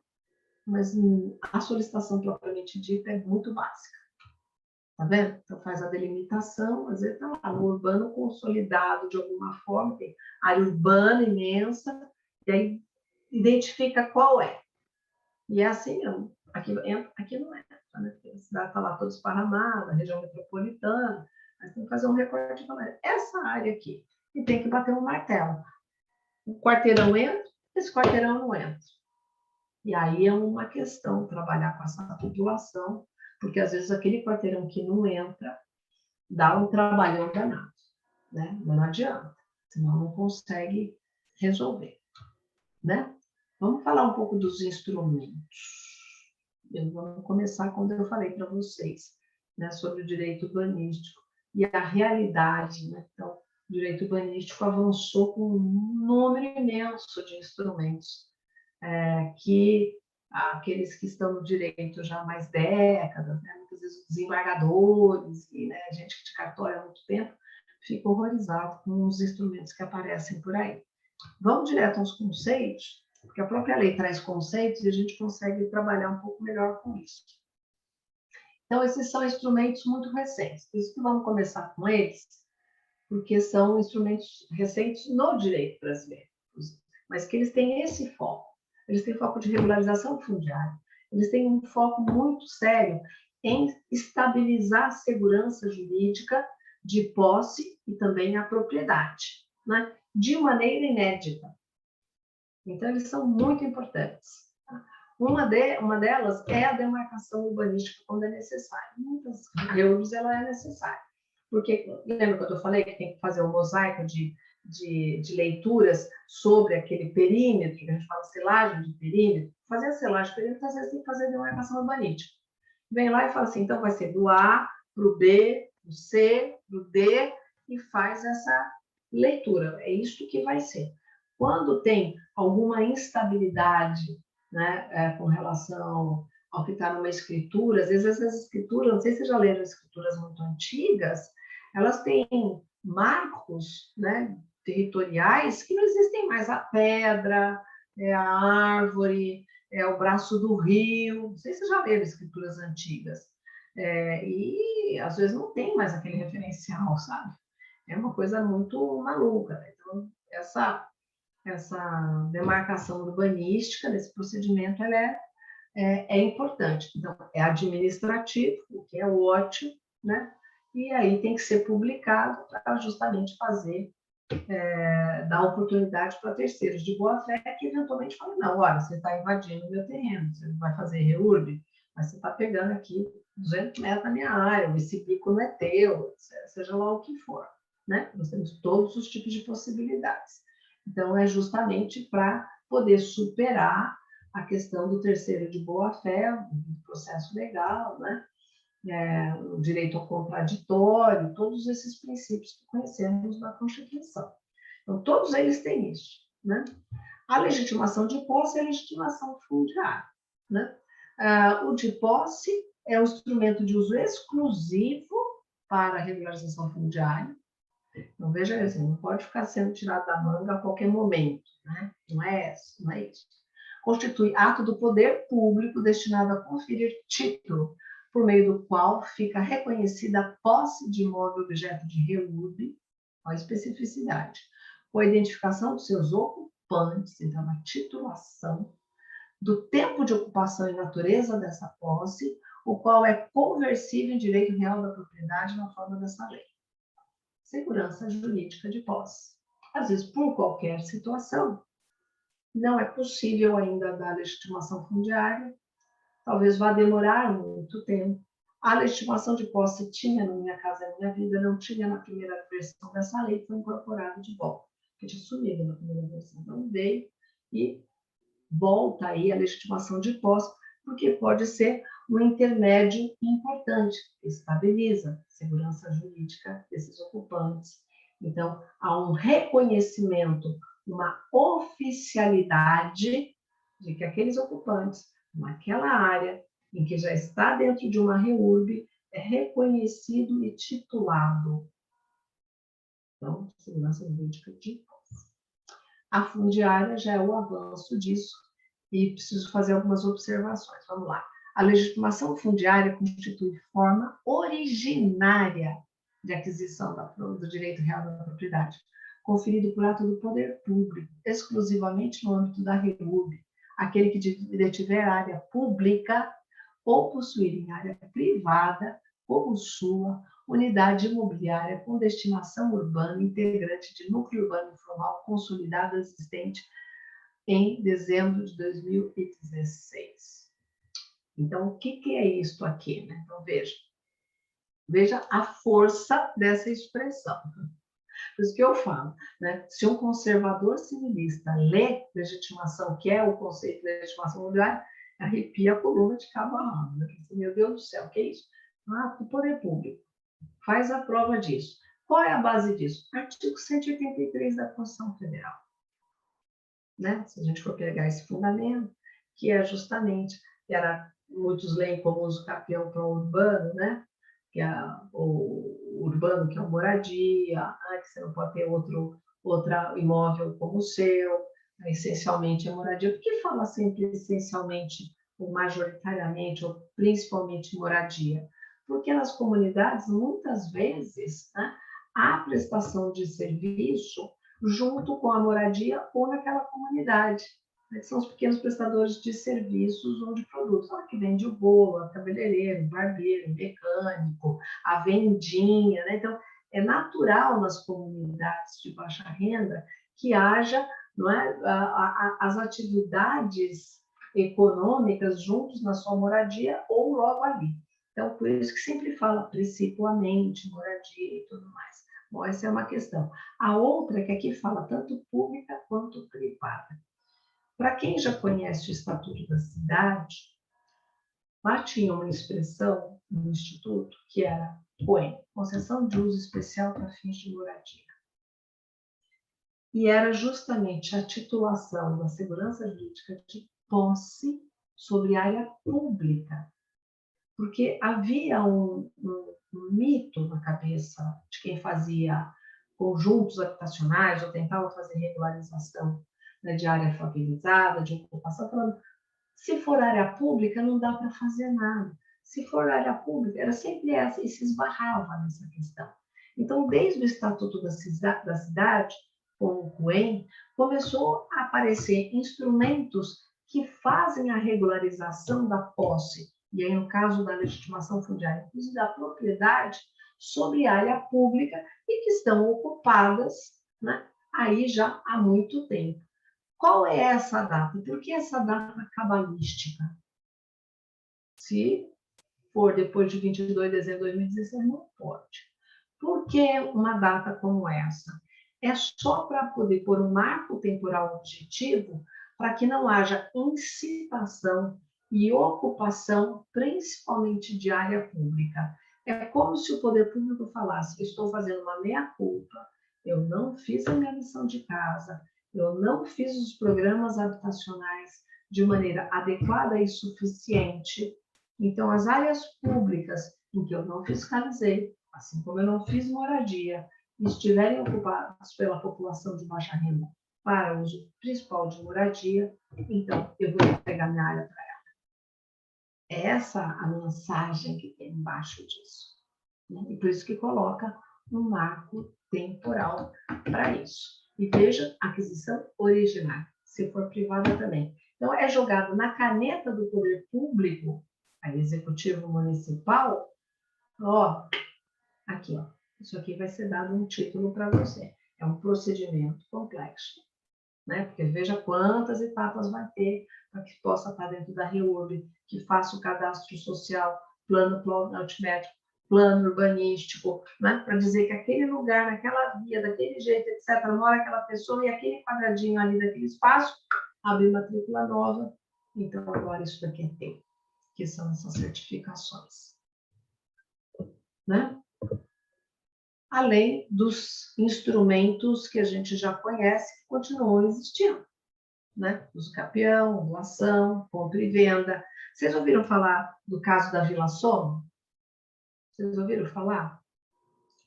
Sugiro que vocês pesquisem. Podem dar um Google, anotem aí, Vila Soma. Aliás, a defensoria foi brilhante até o fim, chegou já ao STF, envolveu, então dá para vocês pesquisarem, é um estudo de caso muito bacana daqui da Defensoria de São Paulo. Sumaré, a área foi invadida há mais de 10 anos atrás, teve muito problema, conflito fundiário, até que a Defensoria Pública entrou nesse meio, conseguiu fazer os encaminhamentos, chegou até STF, voltou e etc. Resumindo a história, então, está tendo ali todo o processo de urbanização, final do caso é um caso muito interessante, né? E que a empresa que está fazendo todo o processo de urbanização está fazendo uma relação de compra e venda. Acho que são R$50 por mês, durante não sei quantos anos, para poder fazer, né, essa contraprestação. Acho que é uma parcela nesse sentido. Então, mas pesquisem, não tem o levantamento, mas é fácil vocês conseguirem, é só colocar Vila Soma, tem inclusive vídeos, documentários, só para dizer que na REURB pode acontecer uma relação de compra e venda, claro, adequado e justo e proporcional àquilo que pode ser, mas é um caso que já está terminando, e aí tem áreas da cidade agora que querem fazer igual a Vila Soma, porque o resultado foi muito interessante. Foi uma batalha, e, repito, com mérito da defensoria, se não tenha chegado onde chegou. As decisões são muito bacanas lá, tá bom? Outros instrumentos que você já conhece, isso daí está toda a referência na lei, desapropriação, arrecadação de bem vago. Vocês já viram um instrumento que tem no Código Civil chamado abandono, lá o Instituto Abandono, que é a arrecadação de bem vago? Já ouviram falar? Você veja que o Código Civil tem isso, né? Então, significa que a legislação municipal baseada no Código Civil, né, pode justamente estabelecer que aquele que não paga IPTU por mais de 3 anos, que não limpa o seu terreno, né, que é aquela história do, vou deixar lá, vou investir nada não, porque a hora que valorizar eu vendo, né? Tem uma coisa assim, né? Nos terreninhos das coisas. Só que pode haver arrecadação pelo ente municipal desses imóveis que estão em estado de abandono. Mesmo que o proprietário não esteja abandonando mentalmente, mas ele está abandonando na prática, né? E pode ser justamente focado para isso, né? Consórcio imobiliário, que está lá no Estatuto da Cidade, o cumprimento da função social pode derivar nesse. Várias desapropriações.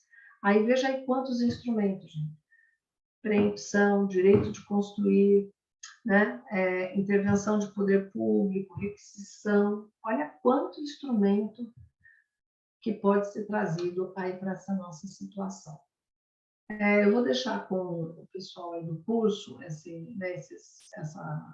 aula e explica aqui como é que se dá o consórcio imobiliário, né?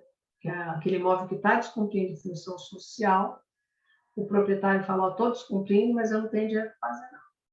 Não tenho como parcelar, não tenho como edificar, né? Em geral é meio que por aí.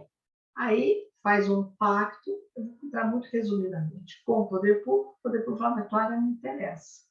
Você não está conseguindo fazer nada, mas me interessa com um projeto social. Aí o poder público fica com essa área, ele faz a intervenção social, por exemplo, um conjunto habitacional naquela área, né? E devolve para o proprietário faltoso, né? Unidades habitacionais, por exemplo, correspondente ao valor do imóvel antes. É um projeto bem complexo, mas é uma alternativa para o proprietário faltoso no descumprimento da função social. Né?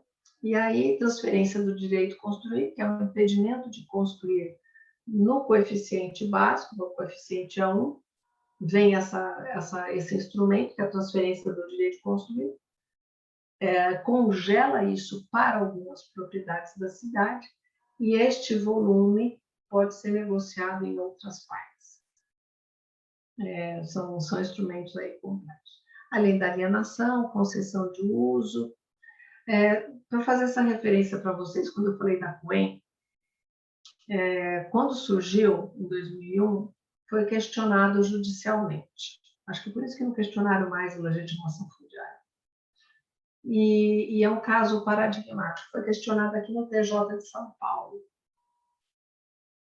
No final, o Tribunal de Justiça de São Paulo decidiu que essa concessão de uso para fim de moradia, né, que é legitimação de posse em área pública, né, isso lá em 2001, o Tribunal de Justiça decidiu que era constitucional, porque foi questionada a constitucionalidade, e decidiu que era constitucional. Para vocês verem como o direito urbanístico é tão sui generis, isso foi um precedente para o resto do Brasil. E aí isso estabilizou no Brasil inteiro. Veja, foi uma decisão do TJ de São Paulo, que então não foi para frente para os tribunais superiores, e também essa decisão se espalhou para os outros estados, né? E se estabilizou a questão da CUEM. Então, veja que sutileza que é essa história, né? Tá certo? Muito bem. Bom, além de outros instrumentos aí para reúne. Então, vai ter que ter plano, projeto, programa, todas essas coisas que eu já falei para vocês que vão precisar ser feitos. Então, veja quanto que complexidade é sobre isso, né? Aqui, a tela que eu quero trazer para vocês, esse desenho aí, é só para a gente poder memorizar um pouco, né? Que, às vezes, eu tenho lá o urbano que já está todo ocupado, e às vezes dá para fazer um projeto, né? Porque vai ter que ter o quê? Um deslocamento da população, vai ter que ter uma remoção dessa população, nem sempre pode deixar essa população naquele lugar mesmo, numa Rio PS, às vezes uma parte dela. Então, tanto quanto possível, né, que é só para provocar, que precisa, o que está trazendo aqui? Vias, quadras, né, divisão em lotes, fracionamentos. Então, mesmo quando tem uma comunidade que já está toda montadinha, a lógica territorial é essa daqui. É ter vias, quais são as vias públicas. Às vezes tem vias informais, e você vai ver lá, não estão registradas na prefeitura. Então, o poder público vai transformar aquela via informal, se estiver no projeto, em via formal, via pública. Aí aquela quadra que já está toda amontoadinha, vai fazer ali que tenha uma quadra, que transforma o que é informal e formal, em oficial. E aquelas casinhas vão virar todas lotes. Então, a concepção é a mesma, né? Agora, quando tem uma situação assim, é mais complexa, veja aí, né? Já ouviram falar do direito de laje, né? Que é a ideia, como se fala aí, do solo criado, né? Em que cada um desses vai ser uma propriedade. É como um prédio, mais ou menos, né? Porque a ocupação foi sendo informal, não foi constituído um condomínio no início, porque um edifício nada mais é, a gente sabe, um condomínio, um edilício, porque está se vendendo, né, uma propriedade sobre o nada, sobre o ar. Se a gente for pensar, é isso. O que é um apartamento no 10º andar? É uma ideia, né? Porque chão não tem. Ali tem um condomínio edilício, uma fração ideal daquela volumetria. Só que aqui não foi constituído um condomínio edilício. Aqui foi, um constrói, o outro constrói, põe uma laje, sobe em cima. Então, é trazido pela legislação esse direito de laje, que é, na verdade, em paralelo à inspiração do condomínio edilício, a dizer, tá, tudo bem, você construiu em cima, né, da casinha do outro, cuidado aí, mas tá bom, podemos fazer com que você tenha uma titulação disso. Então, mesmo na verticalização, né, tem que fazer uma verificação mínima das questões de periculosidade, mas é possível, né, titular áreas em que tem essas construções desdobradas, mesmo não tendo a constituição de um condomínio edilício. Então, o direito urbanístico também criou aí instrumentos para isso. Por exemplo, como eu falei, o direito de laje. E que pode estar dentro da REURB, pode ser uma REURB, pode ser isso daí. Né? A REURB pode ser dessa situação, vai ter que ver saneamento, vai ter que ver a energia, vai ter que fazer a verificação, né, dessa demarcação, de quem é que está no domínio ali, se tem um problema de conflito fundiário, se consegue estabilizar todo mundo, se não tem problema de risco ambiental aí, de repente, um risco até da própria edificação, né? As regras ficam as mesmas. Tá certo? Agora, veja assim, às vezes tem situações que é uma imensidão, né, de casas. E aí, por isso que eu falei, às vezes tem uma grande unidade territorial e vão ser feitos em blocos, né? As REURBs. Às vezes fazer uma REURB de um jeito só o tempo inteiro, né, fazer um limite nessa comunidade toda, ficaria absolutamente inviável, até porque a realidade desses lugares vai mudando. Tá certo?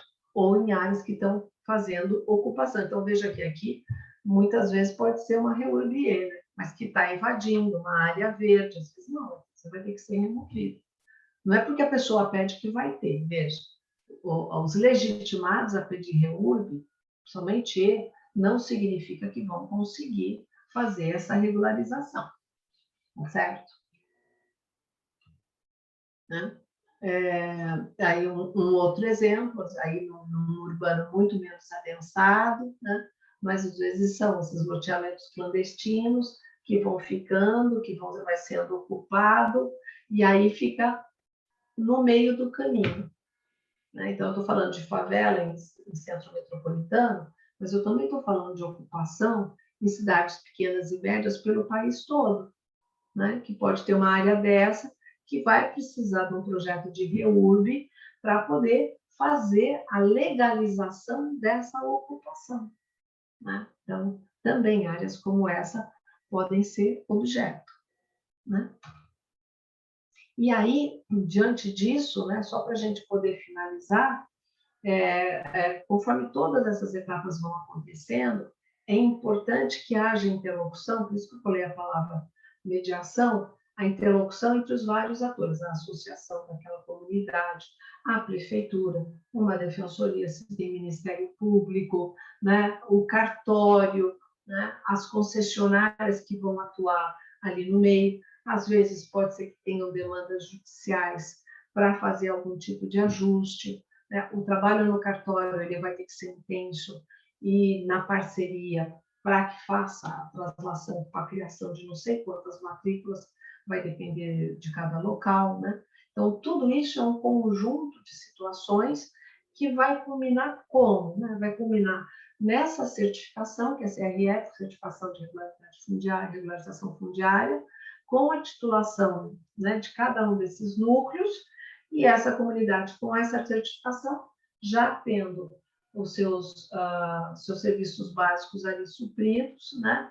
E, portanto, já vão estar as contas vindo em seus nomes, da água, da luz, da coleta, do transporte, e que, portanto, a ideia é fazer com que essa roda gire e essa comunidade possa passar para uma fase seguinte de cidadania, né? Não significa que não vai ter um suporte aí do poder público. Então, essa é a ideia central da REURB com relação à moradia e que pega no esteio também a regularidade fundiária possível para a classe não S, né, que não esteja vulnerável, mas partindo do pressuposto que nós temos uma irregularidade fundiária acentuada nas nossas cidades, e a ideia é fazer com que isso minimize, e, portanto, menos distorção do tecido urbano, né? Na medida em que isso vingue, menos custo para o poder público, né, de toda a ordem, mais segurança jurídica para todo mundo, né? Quem sabe aí, menos pressão também do tecido urbano. Então, essa é a ideia central que eu queria trazer para vocês na data de hoje. Não sei aí o quanto vocês conseguiram entender, o quanto eu corri demais, e fico à disposição do que vocês precisarem.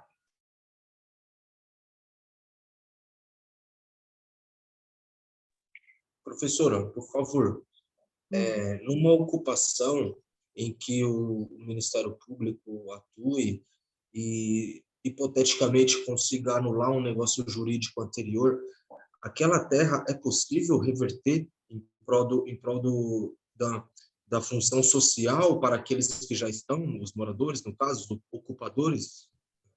Eu não entendi a especificidade do que você está falando. Que negócio jurídico? Me refiro a uma ocupação em que supostamente haja um negócio jurídico anterior, do qual... O que é o negócio jurídico? É fundiário? É dominial? Compra e venda da terra. Os ocupantes compraram. É isso?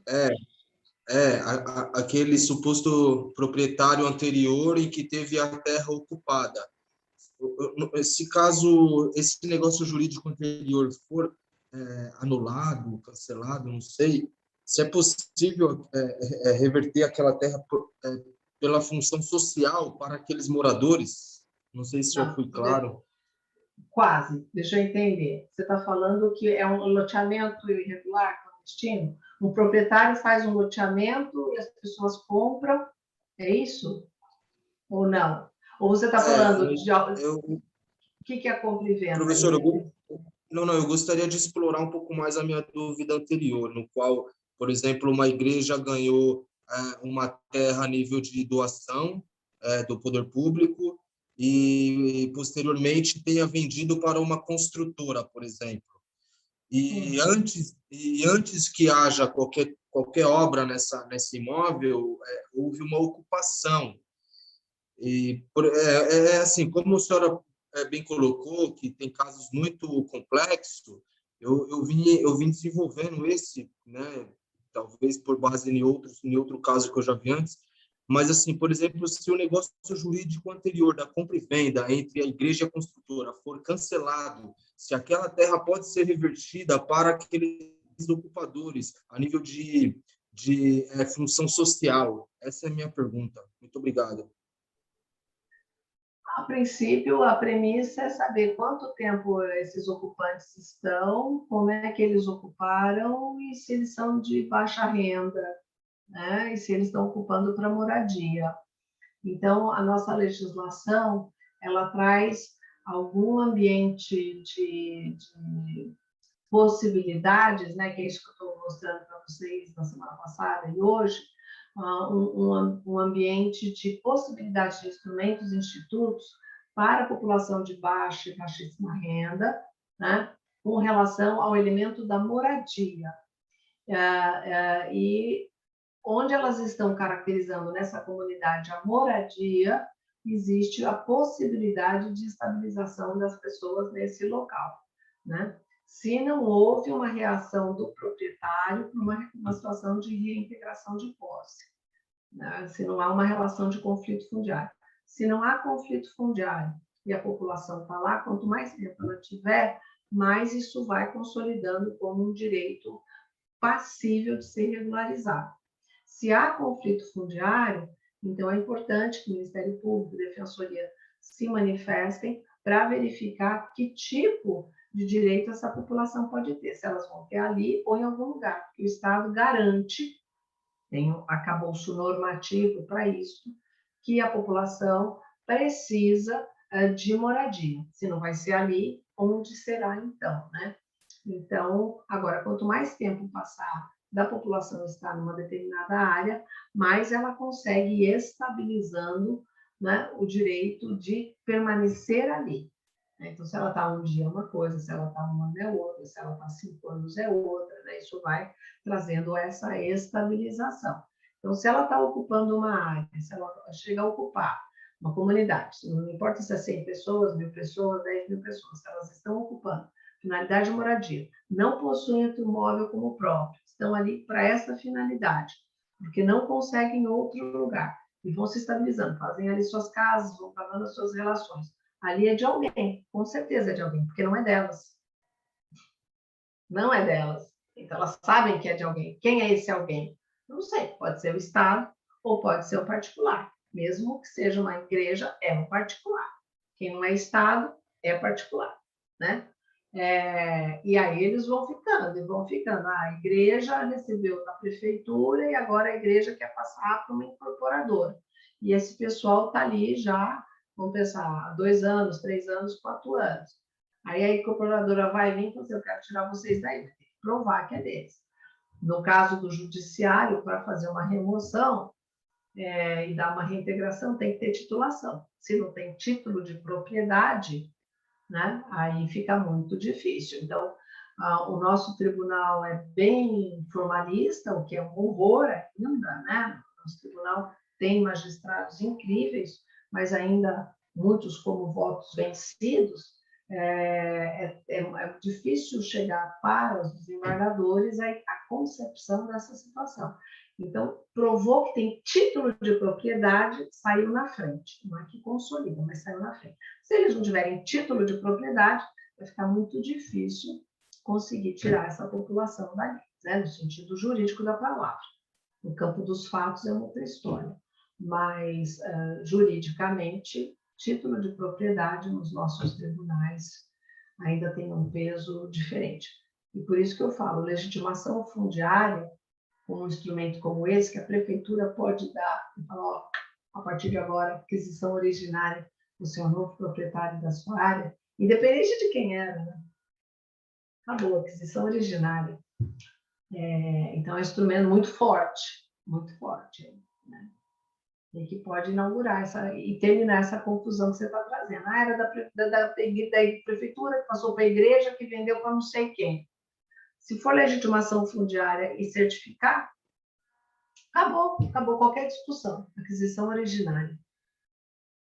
Né? E aí isso já estabiliza totalmente para os não só ocupantes, como serão novos proprietários. Tá bom? Professora, eu tenho uma situação, acompanhando o gancho do Adílio, que eu entendo que se não tem um título, fica difícil ir judicial. Por exemplo, está acontecendo uma situação hoje no Brasil que está sendo votado o marco temporal das áreas indígenas. Então, com isso, parou diversas demarcações que estavam ocorrendo em todo o estado. Inclusive, acontece uma em Iguape, ali em Miracatu, Iguape, Litoral Sul, que tem moradores locais lá, que moram lá há décadas, de geração por geração. Ou seja, e tem moradores que dependem que são áreas rurais, depende do plantio lá. Então, tem como moradia e tem como seu serviço, né? Só que eles não têm nenhum título. Ninguém tem nenhum título. E os índios, os indígenas, aliás, eles não habitam lá há séculos, segundo os moradores mais antigos que estão lá, né? Que já vem de uma longa história de heranças hereditárias repassando de familiares para familiares.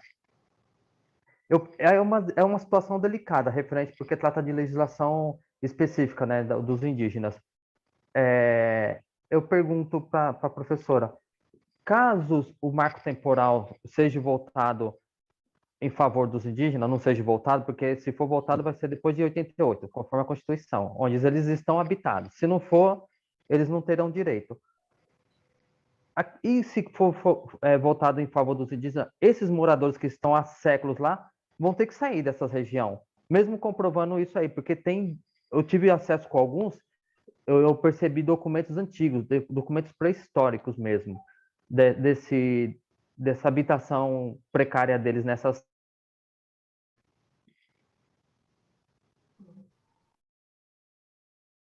Você quer que eu comente isso? É isso? Eu queria saber qual que seria a possibilidade jurídica nesse caso de eles terem que sair dessas áreas. Ou seja, vão sair com a mão na frente e outra atrás, por exemplo? Ali na região de Iguape tem todo tipo de situação, né? Porque tem empresas que trabalham lá e se escondem atrás da população, né?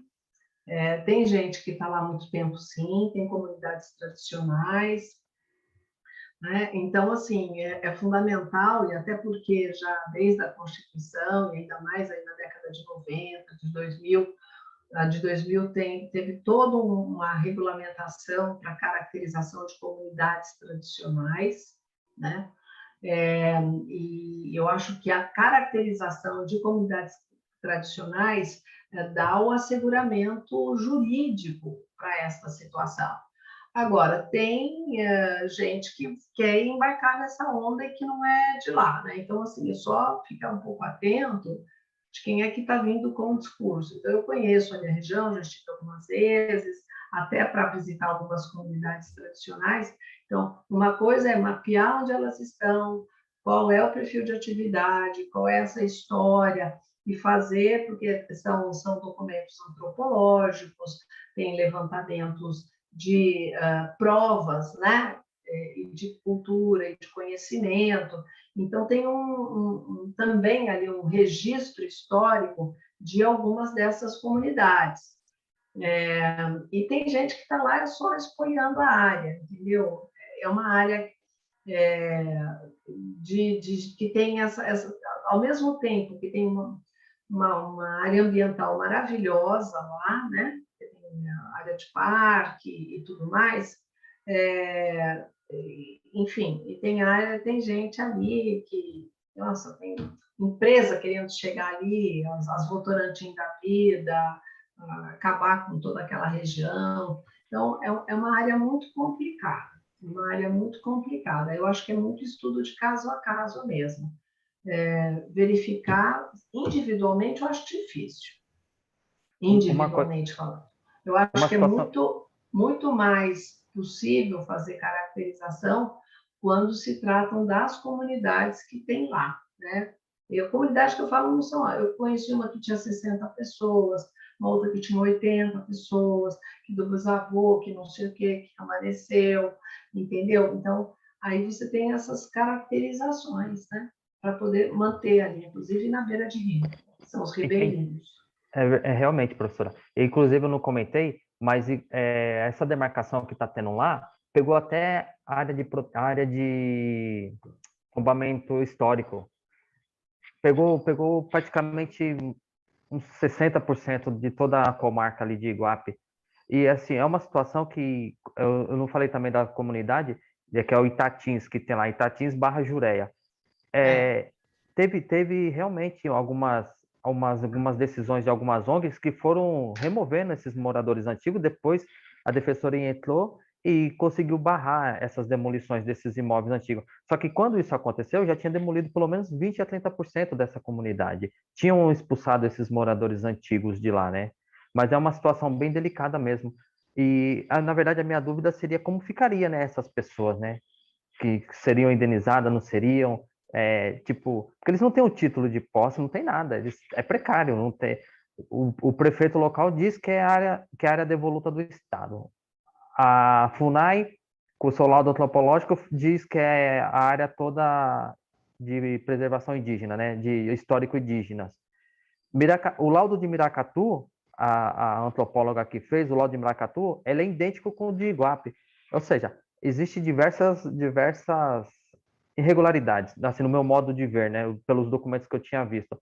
Só que a minha dúvida mesmo seria nesse caso da regularização deles, se caso fosse declarado a terra indígenas mesmo, né, que está sendo questionado no Supremo, como ficariam essas pessoas de locais, né, moradores locais. Mas seria isso, professora. A senhora já me ajudou bastante mesmo com sua explicação. Imagina, imagina, mas é uma situação de instabilidade mesmo daquela população. Agora, só vão conseguir avançar com isso coletivamente, individualmente, acho muito difícil. Né? Muito difícil. Realmente, professora. Eu tive contato com eles lá porque eles queriam até me contratar. Só que não foi para frente porque eles estão pela Defensoria Pública da União, lá de registro. Falei para eles deixarem continuar por lá mesmo, porque Isso. é muito trabalhoso e eu estou em São Paulo para ficar subindo e descendo, e eles são muito humildes. Eles não têm condições de quase nada, eles dependem do plantio. É bem precário, assim, pelos que eu conheci, né? Claro que tem vários que têm outros interesses, grandes empresas mesmo lá, que estão circulando a região. E é isso, e ficam de olho mesmo, e ficam de olho. Queriam construir umas usinas lá e acabar com tudo. Realmente. Obrigado, viu, professora, pela explicação. Imagino.